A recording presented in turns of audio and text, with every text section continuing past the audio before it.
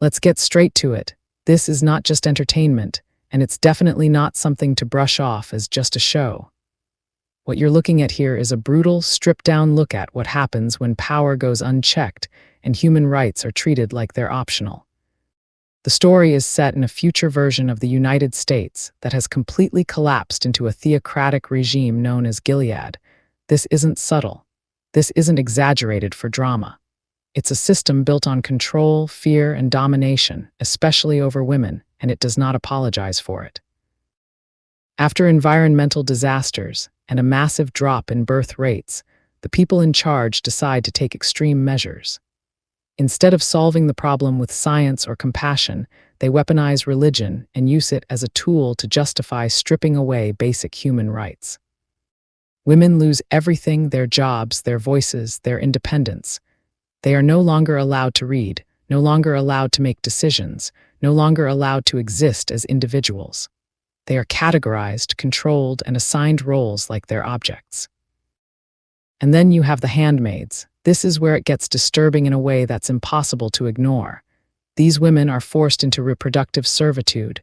Their entire purpose is to bear children for powerful couples who cannot conceive. That's it. No choice, no say, no escape. Their identities are erased completely, even their names are taken from them.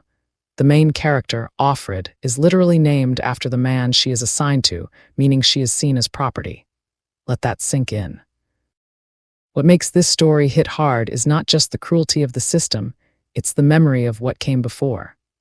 Offred remembers her life when she had a family, when she had freedom, when she had control over her own body and decisions. That contrast is what makes every moment heavier. You're not just watching oppression, you're watching what was stolen. This is a world where surveillance is constant, punishment is brutal, and stepping out of line can cost you your life. People are forced into silence, but even in that silence, resistance exists. Quiet, risky, human resistance. Small acts that remind you that even in the worst systems, people don't completely break, they adapt, they survive, and sometimes they fight back. Now let's be clear about the bigger picture. This isn't just about a fictional dystopia. This is a warning. It's a direct look at what can happen when power, religion, and politics are fused together in a way that removes accountability and strips people of their rights. Systems don't collapse overnight. They shift slowly, piece by piece, until one day people wake up and realize they've lost everything they took for granted. There is also a television adaptation that goes even deeper into this world, expanding the characters and showing just how layered and complex this kind of control can become. It doesn't soften the message, it sharpens it. Bottom line, this is not just a story about oppression. It's about control. It's about identity. It's about what happens when people are silenced, when autonomy is taken, and when society stops questioning authority. And if that doesn't make you uncomfortable, then you're not paying attention. A story carved in ash and silence, where a nation once loud becomes a whispering cage not built in a day. Not born in a storm alone, but shaped in decisions nobody stopped in time. Gilead rises like a cold verdict over a broken map stitched from fear, scripture, and authority declaring itself clean while everything human gets dirtied until law becomes a weapon and mercy becomes illegal. Women are no longer women in that structure. They become categories, labels, functions stripped down to roles that serve power, their names rewritten like erased signatures on paper. And in that erased world walks Offred, a name that is not a name, but a possession of Fred, like ownership stamped onto skin without ink, a reminder that identity can be reassigned by force. She remembers a different world where laughter wasn't monitored, where reading wasn't rebellion, where love wasn't scheduled under surveillance. Those memories burn inside her quietly, not as comfort, but as contrast, because loss is sharper when you remember what freedom felt like before it was taken and rebranded as sin. The handmaids move under rules that do not ask permission, their bodies turned into political instruments, their existence reduced to a single enforced purpose, as if life can be narrowed into a transaction of survival. The commanders sit above it all like calm storms, speaking in controlled voices, rewriting morality while systems below them enforce what they decree, not always with noise, sometimes with silence that suffocates. Fear is not shouted in this world, it is structured into everyday life in uniforms, in checkpoints, in glances that linger too long in the knowledge that being seen wrong can end everything. And still, something refuses to fully die. A flicker in stolen words, hidden notes, secret looks. Resistance does not always roar, sometimes it simply survives the next hour. Every step in Gilead is calculated obedience, but even obedience carries cracks, and through those cracks humanity leaks out slowly like water finding its way through stone. The system claims purity, while practicing control claims salvation, while enforcing suffering claims order, while dismantling the human spirit piece by piece, until even thinking becomes dangerous territory. But Offred thinks anyway, because thinking is the last private room no one fully owns, where memory becomes rebellion, and remembering becomes an act of defiance.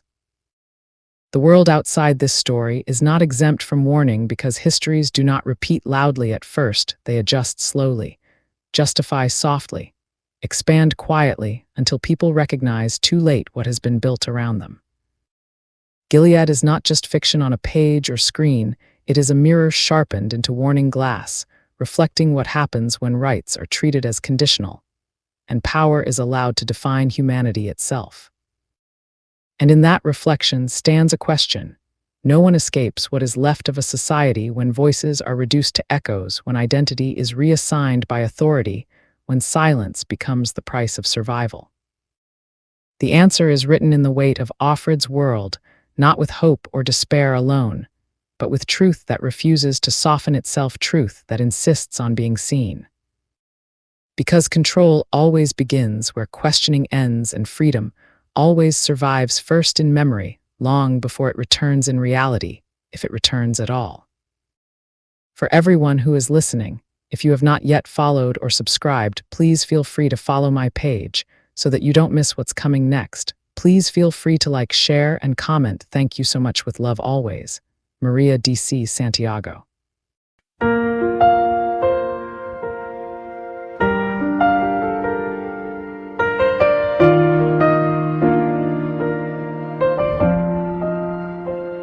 A story carved in ash and silence, where a nation once loud becomes a whispering cage. Not built in a day, not born in a storm alone, but shaped in decisions nobody stopped in time. Gilead rises like a cold verdict over a broken map, stitched from fear, scripture, and authority, declaring itself clean while everything human gets dirtied, until law becomes a weapon and mercy becomes illegal. Women are no longer women in that structure. They become categories, labels, functions, stripped down to roles that serve power. Their names rewritten like erased signatures on paper, and in that erased world walks Offred, a name that is not a name but a possession, a thread like ownership stamped onto skin without ink, a reminder that identity can be reassigned by force. She remembers a different world, where laughter wasn't monitored, where reading wasn't rebellion, where love wasn't scheduled under surveillance. Those memories burn inside her quietly, not as comfort, but as contrast. Because loss is sharper when you remember what freedom felt like before it was taken and rebranded as sin. The handmaids move under rules that do not ask permission.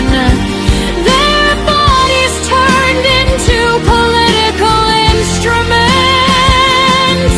Their existence reduced to a single enforced purpose, as if life can be narrowed into a transaction of survival.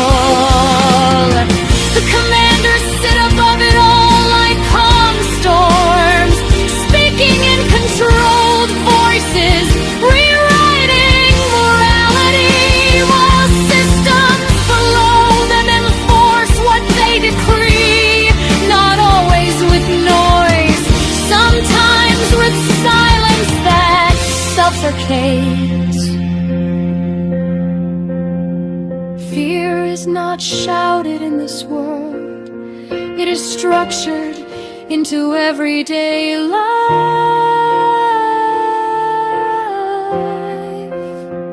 In uniforms, in checkpoints, in glances that linger too long, in the knowledge that being seen wrong can end everything, and still something refuses to fully die. A flicker in stolen words, hidden notes, secret looks. Resistance does not always roar.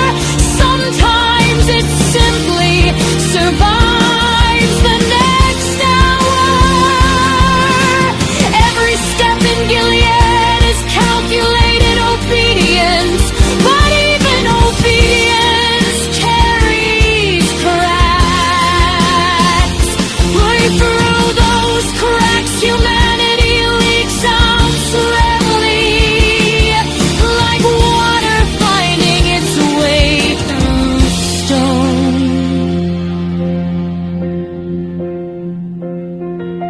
The system claims purity while practicing control, claims salvation while enforcing suffering, claims order while dismantling the human spirit piece by piece, until even thinking becomes dangerous territory.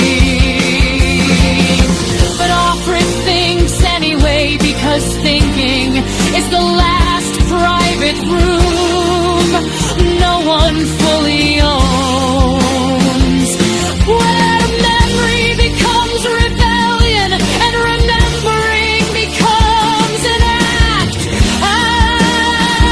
of defiance. The world outside this story is not exempt from warning, because histories do not repeat loudly at first. They just slowly justify, softly, still coiling, until people recognize too late that has been built around them. Gilead is not just fiction on a page or screen. It is a mirror sharpened into warning glass, reflecting what happens when rights are treated as conditional, and power is allowed to define humanity itself. And in that reflection stands a question no one escapes. What is left of a society when voices are reduced to echoes, when identities reassign authority, when silence becomes the price of survival? The answer is written